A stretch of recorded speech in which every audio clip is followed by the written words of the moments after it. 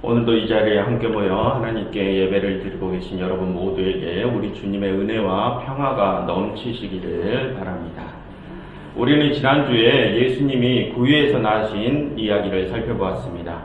여러분, 예수님께서는 왜 구유에서 태어나시게 되셨습니까? 베들레헴의 모든 여관에 자리가 없었기 때문이었습니다. 베들레헴의 모든 유대인들 중에 그 누구도 임신부인 마리아에게 자리를 양보한 이가 없었기 때문이었습니다. 그것도 유대인들 중에 가장 귀하다 여겨지는 다윗의 가문들 중에서 말입니다. 아기 예수님께서는 태어나면서부터 자신의 가문에게서 버림을 받았습니다. 하나님께서는 지난 이야기를 통해서 우리 또한 그 아기 예수를 버린 적이 없었는지를 생각하게 하셨습니다. 여러분, 지난주에 어떤 이가 아기 예수를 버린 자라고 했습니까? 스스로 자신이 뭘 안다고 생각하는 사람들, 자신이 다른 이들보다 더 귀한 존재라고 생각하는 사람들, 자신이 다른 이들보다 더 특별하게 하나님의 사랑을 받고 있다고 생각하는 사람들, 그렇게 자신을 똑바로 돌아보지 못하는 사람들, 그 모두가 다 다윗 가문의 유대인들처럼 아기 예수를 버린 자들이라고 했습니다. 여러분, 오만과 교만에 빠진 이들은 다 아기 예수를 버린 자들입니다. 여러분, 왜 그렇습니까? 이 세상을 구원하신 예수님께서는 짐승의 영을 통해서 태어나신 겸손의 왕이시기 때문입니다. 오만함과는 정반대의 왕이시기 때문입니다. 그러니 겸손을 버리고 오만함에 빠진 사람들은 겸손의 왕 메시아를 버린 자인 것입니다. 이 메시지가 담긴 이야기가 지난주에 우리가 살펴본 내용이었습니다. 그리고 난 후에 오늘의 이야기가 시작됩니다. 목자들이 아기 예수의 탄생을 천사들로부터 전해 듣게 되는 이야기입니다. 이 이야기 역시 매해 성탄절이 되면 계속해서 되풀이되면서 우리가 접하게 되는 내용이기 때문에 우리에게는 아주 익숙한 내용입니다.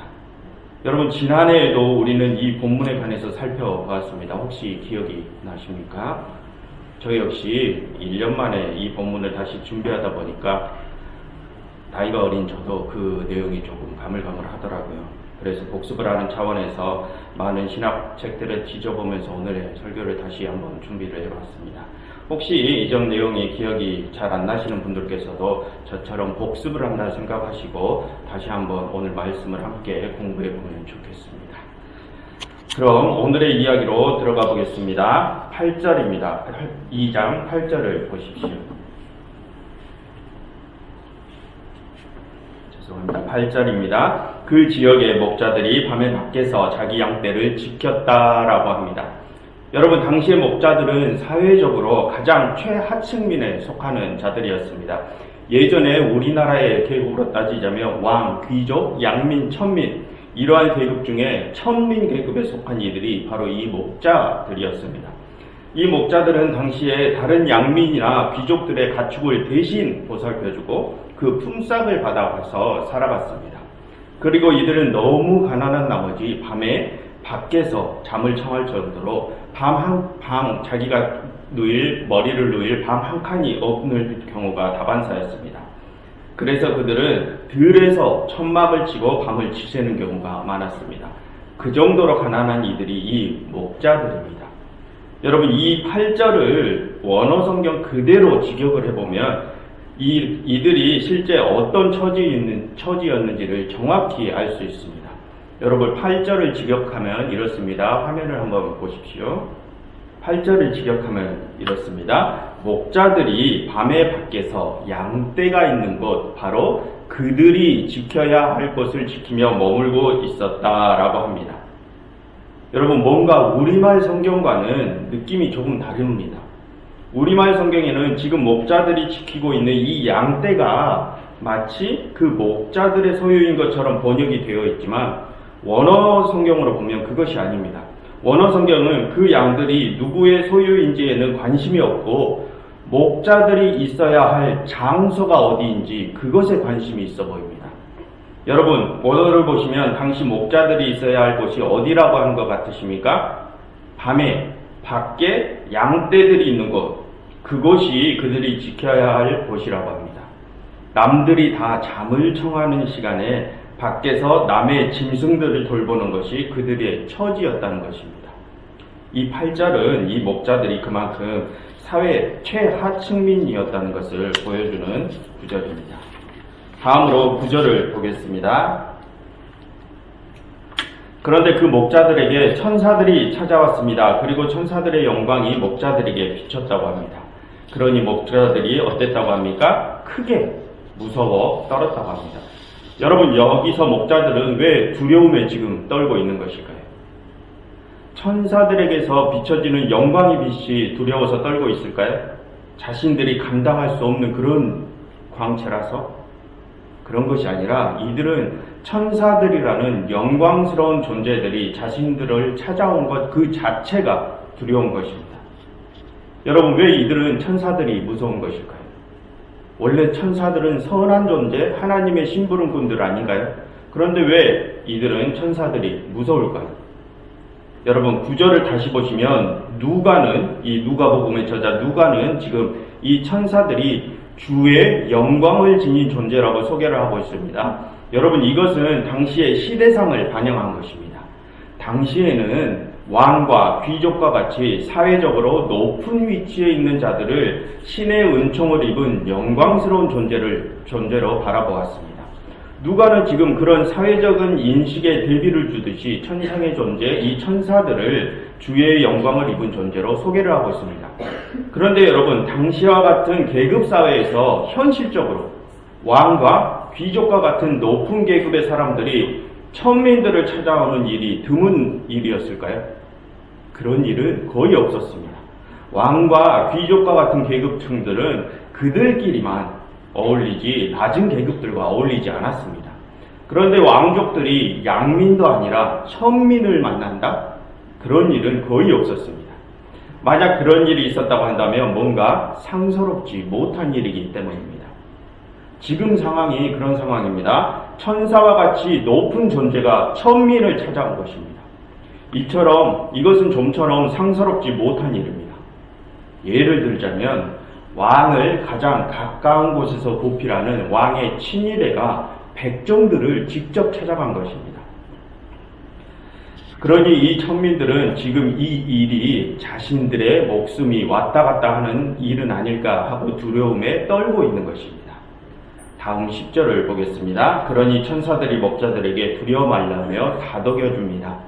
그리고 천사들은 목자들에게 기쁨의 소식을 전합니다. 10절 하반절과 11절을 보십시오. 내가 온 백성에게 미칠 큰 기쁨의 소식을 너희에게 전하노라. 오늘 다윗의 동네에 너희를 위하여 구주가 나셨으니 곧 그리스도 주시니라 라고 천사들이 전합니다. 그런데 여러분, 지금 이 목자들은 천사들이 전하고 있는 이 소식을 어떻게 받아들일까요? 그들은 천사들의 말이 곧이곧대로 받아들여질 수 있을까요? 여러분, 우리가 이 목자들의 입장에 들보겠습니다. 우리는 지금 사회에서 최하층민입니다. 일종의 백정과 같은 자들입니다. 그런데 갑자기 왕의 친위대가 우리를 찾아와서 안 그래도 무서워 죽겠는데 무슨 뚱딴지 같은 소리를 합니다. 오늘 너희를 위해서 메시아가 났다고 합니다. 여러분, 평생을 백정으로 살았는데 이 세상은 평생 동안 자신들을 놀림감으로 여기고 멸시천대하던 그런 세상인데 갑자기 왕의 친위대가 자신들에게 찾아와서 오늘 너희 백정들을 위한 왕이 태어났다라고 말을 하면 그 말이 곧이곧대로 들릴까요? 그 말이 믿겨질 수 있을까요? 당연히 믿기지 않습니다. 이 세상은 그런 세상이 아니거든요. 지금 천사들에게 메시아 탄생 소식을 들은 목자들은 의심의 눈초리로 그 천사들을 바라보고 있을 것입니다. 그래서 천사들은 목자들에게 그것을 확신을 시켜주려고 합니다. 그들에게 확실한 증거를 보여주려고 합니다. 다음 12절입니다. 너희가 베들레헴에 가면 강보에 쌓여 구유에 누워있는 아기를 볼 것이다. 너희가 그 아기를 찾거들랑 그 아기가 너희를 위한 표적, 즉 너희를 위한 증거임을 알아라 라고 합니다. 지금 천사들이 전해주는 이 소식이 진실인지 아닌지 베들레헴에 가서 목자들 너희 눈으로 직접 확인해 보라는 것입니다. 다음 13절부터 15절 상반절입니다. 천사들은 메시아 탄생 소식을 목자들에게 전한 후에 하나님을 찬송하며 하늘로 돌아갑니다. 그런데 여러분 지금 천사들의 찬송을 한번 자세히 들여다보십시오. 천사들의 찬송을 자세히 들여다보시면 뭔가 뜻이 있는 것 같습니다. 여러분 14절을 보시면 천사들이 뭐라고 찬송합니까? 함께 같이 읽어보실까요? 14절입니다.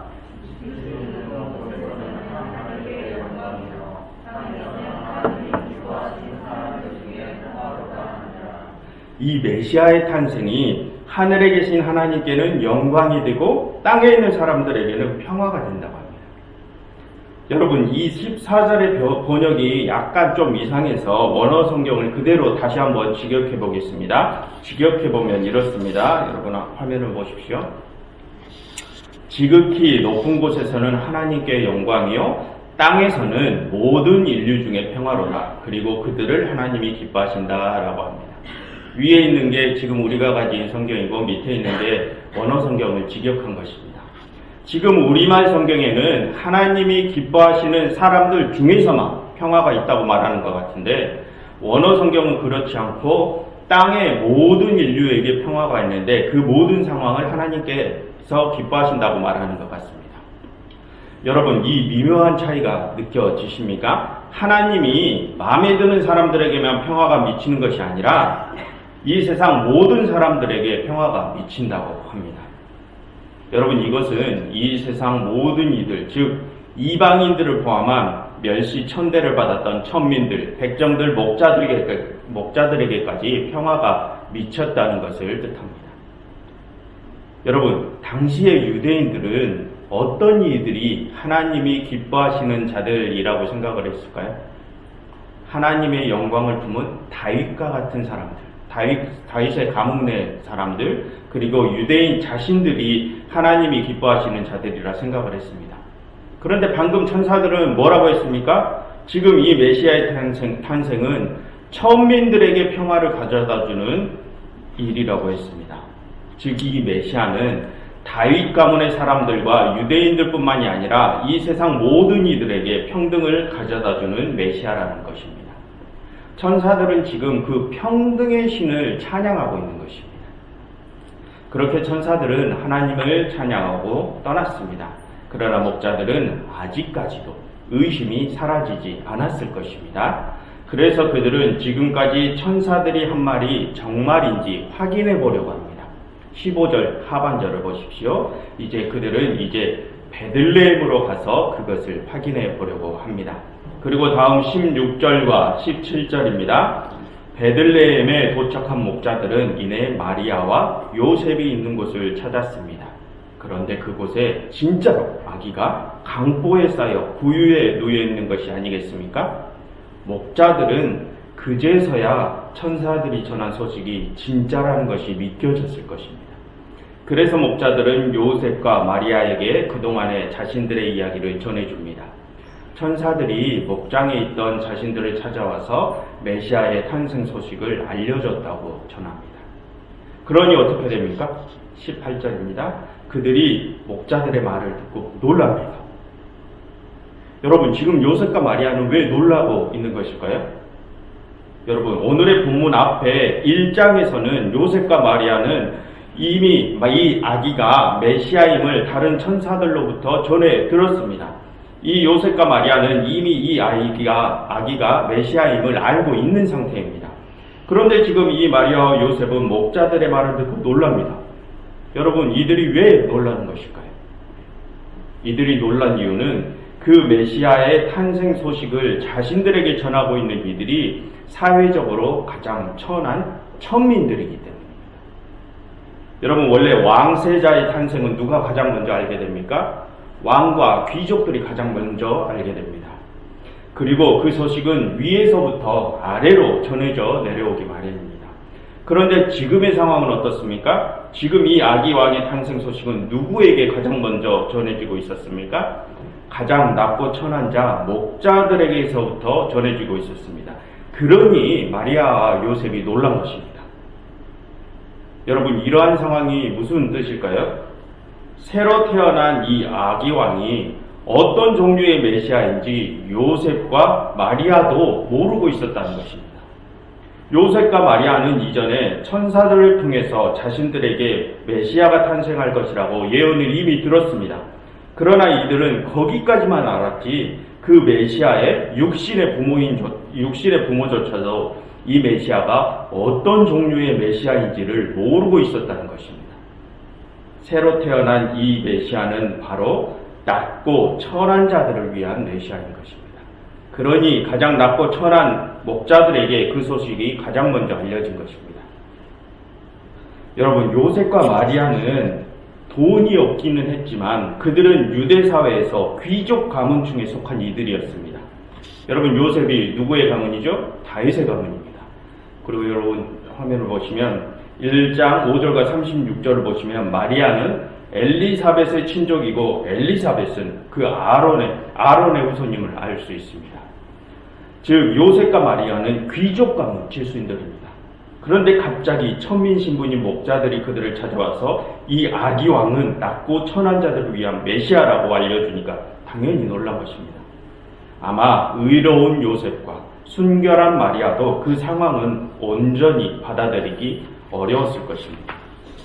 그들은 귀족 가문 출신들이기 때문이죠. 다음 19절입니다. 하지만 마리아는 그 상황을 예사롭지 않게 생각하고 목자들이 전하는 그 모든 말을 마음에 새겨둡니다. 여러분, 이것은 마리아가 비천한 자리에 있는 자들에게 관심이 있는 것을 알려주는 것입니다. 여러분, 앞에 1장 46절 이하에는 마리아가 자신의 잉태 소식을 천사들에게 전해 듣고 하나님을 찬양하는 마리아 찬가, 찬송이 나옵니다. 그런데 그 찬가를 보시면 마리아 자신이 비천한 종임을 밝히는 내용이 있습니다. 이 누가복음의 저자 누가는 이 마리아가 사회적으로 비천한 자들에게 관심이 있음을 반복적으로 소개를 하고 있는 것입니다. 1장에서도 그렇고 방금 2장에서도 그렇고. 그렇게 비천한 자들에게 관심이 있는 마리아는 방금 목자들이 한 말을 마음에 새겨둔 것입니다. 그리고 마지막 20절입니다. 목자들은 천사들이 자신들에게 전한 소식이 진짜였음을 확인했습니다. 그래서 그들은 이제 낮고 천한 자들을 위하여 메시아를 보내신 하나님을 찬양하고 자신들이 원래 있던 목장으로 돌아갑니다. 여기까지가 오늘의 이야기입니다. 여러분, 오늘의 이야기에서 메시아의 탄생 소식이 누구에게 가장 먼저 전해졌습니까? 목자들이었습니다. 당시의 세상에서 멸시 천대받던 천민들, 밤에 머리 누일 곳이 없어서 밖에서 남의 짐승들을 돌보며 밤을 지새워야 했던 그런 자들에게 메시아의 탄생 소식이 가장 먼저 전해졌습니다. 그리고 그 메시아의 탄생 소식은 그런 천민들의 입에서부터 세상으로 퍼져나가게 되었습니다. 여러분, 이것은 지금 태어난 이 아기 왕이 낮고 천한 자들을 위한 구원자라는 뜻이라는 것입니다. 이것은 이 세상을 창조하신 하나님께서는 바로 그런 낮고 천한 자들을 위한 하나님이시라는 뜻입니다. 여러분, 우리는 하나님을 어떤 하나님이라고 생각을 하고 있습니까? 여러분, 이 성경이 전하는 하나님은 어떤 하나님이실까요? 여러분, 구약 성경에 근간이 되는 율법서가 있습니다. 그 율법서가 무엇입니까? 창세기부터 신명기까지 5경입니다. 그럼 그 5경의 핵심 이야기가 무엇입니까? 하나님께서 애굽에서 노예 생활을 하며 고통을 받고 있는 자신의 백성들을 구출하셔서 적과 꿀이 흐르는 땅, 가나안 땅으로 인도하는 이야기가 5경 전체를 관통하는 가장 중심 이야기입니다. 5경이 말하고자 하는 것은 하나님께서는 그런 노예를, 낮고 천하고 멸시 천대를 받는 이들을 구원하시는 하나님이시라는 것입니다. 여러분, 그리고 우리는 이전에 오랫동안 성경에 나타나 있는 묵시 사상에 관해서 공부를 해본 적이 있습니다. 이 묵시 사상은 구약시대 말기에 탄생해서 신약성경 전반에 걸쳐 신약성경 전반적인 사상에 큰 영향을 미쳤다고 했습니다. 그렇다면 여러분, 왜 이 묵시 사상이 탄생하게 된 것입니까? 이스라엘이 수백 년간 포로 생활을 했기 때문이었습니다. 바벨론, 아수르, 페르시아, 그리스, 로마로 이어지는 수백 년의 기간 동안 식민지 생활을 해야만 했던 이스라엘은 더 이상 이 현실에서 희망을 찾을 수가 없었습니다. 그래서 그들은 이 악이 지배하는 세상이 완전히 끝나버리고 완전히 새로운 세상이 열리는 그것이 필요했습니다. 악의 세상이 종식되고 온전한 선의 세상이 열린다. 이것이 묵시사상이라고 있습니다. 그런데 그 묵시사상은 이스라엘이 오랜 세월 동안 타국의 식민지 생활을 했기 때문에 탄생하게 됐다고 했습니다. 그리고 신약의 이야기가 시작되죠. 그렇다면 여러분, 이 묵시사상적 복음이 전하고 있는 하나님은 어떤 분이십니까? 수백 년간의 식민지 생활 동안 억압과 고통 속에 몸부림치고 있는 백성들을 구원하고자 하시는 하나님이십니다. 힘이 없는 자들, 약한 자들, 고통 속에 갇힌 자들, 그들을 위한 하나님이시라는 것입니다. 그들을 위하여 하나님께서는 메시아를 보내셨다는 것입니다. 그 메시아가 지금 우리가 묵상하고 있는 예수 그리스도입니다. 이 성경이 전하고 있는 하나님은 절대적으로 약한 자들을 위한 하나님이십니다. 여러분, 그럼 이제 지금 우리가 살고 있는 현재의 세상을 한번 생각해 보십시오. 2000년 전에 낮고 천한 자들을 위한 메시아께서 태어나시고 그 뒤에 일어난 이 세상의 변화를 한번 생각을 해보십시오. 2000년 전의 세상과 지금 우리가 살아가고 있는 세상을 한번 비교해 보십시오. 여러분, 아직까지는 아프리카, 남아메리카, 동남아시아 등 세계 곳곳에는 기아와 가난을 겪고 있는 이들이 많이 있습니다. 그러나 인류 전체적으로 보면은 지금은 2000년 전과는 비교할 수 없을 만큼의 풍요와 자유와 평화를 얻었습니다. 여러분, 지금 우리 주위를 돌아보십시오. 지금 우리가 예전처럼 대학살을 당하는 시대에 살고 있습니까? 지금 우리가 예전처럼 왕과 귀족들의 말 한마디에 목숨이 날아가는 그런 시대를 살아가고 있습니까?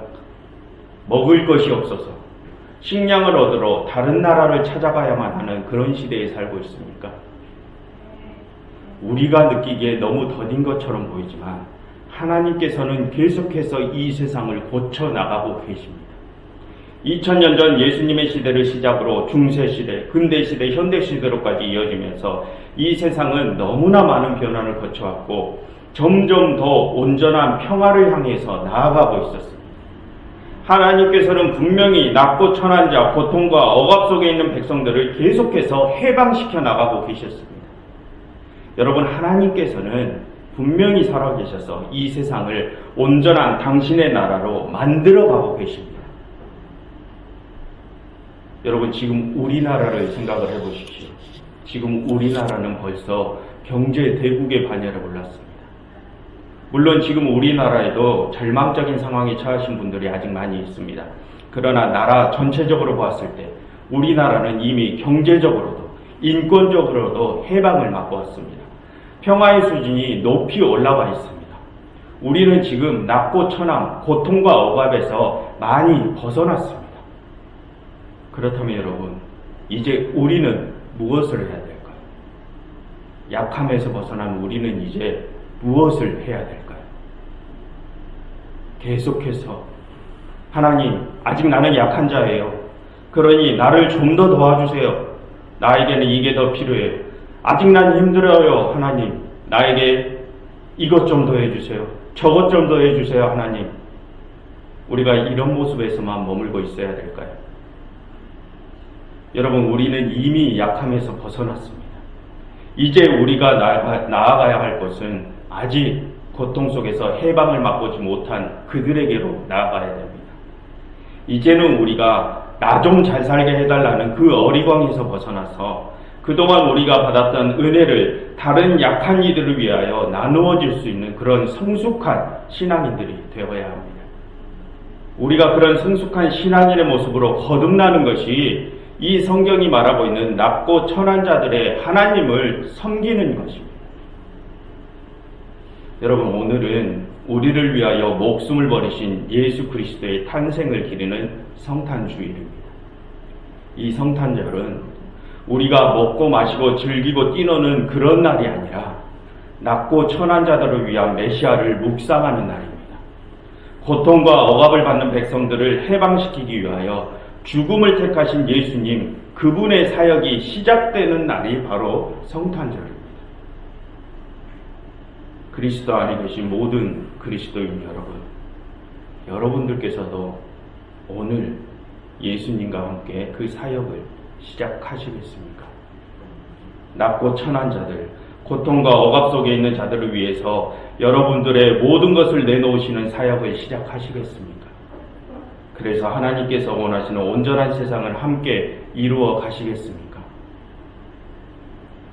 부탁드립니다. 모든 그리스도인 여러분, 하나님께서 이루어 가시는 그 사역에 여러분 모두가 동참해 주시기를 바랍니다. 그래서 하나님께서 원하시는 그 온전한 세상을 완성해 주시기를 바랍니다.